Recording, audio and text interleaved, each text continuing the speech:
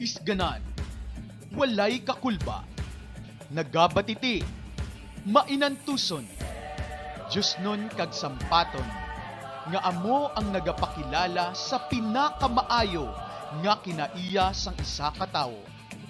Sadtong kapanahunan, antes pa man magkari ang mga Espanyol sa Pilipinas. Sila ining mga mabangis, kag wala sang ginakahadlukan bilang mga hangaway nga handa magpangapin sa ila minuro batok sa mga kasumpong. Sa karon, sila ining mga sampaton sa ila kaugalingon nga renda, kag handa nga magtuytoy sa ila mga kaupdanan sa dalan, padulong sa kadalag-an sa kun anuman nga mga hilikoton nga ila pagabuhaton.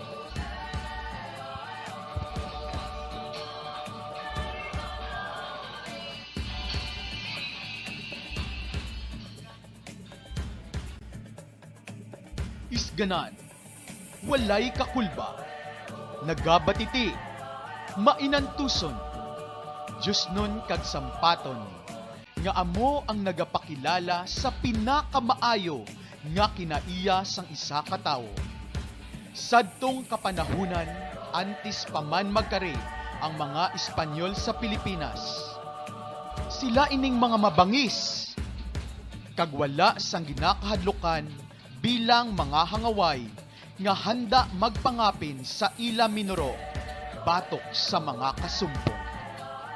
Sa karon, sila ining mga sampaton sa ila kaugalingon nga renda, kag handa nga magtuytoy sa ila mga kaupdanan sa dalan, padulong sa kadalag-an sa kun anuman nga mga hilikoton nga ila pagabuhaton.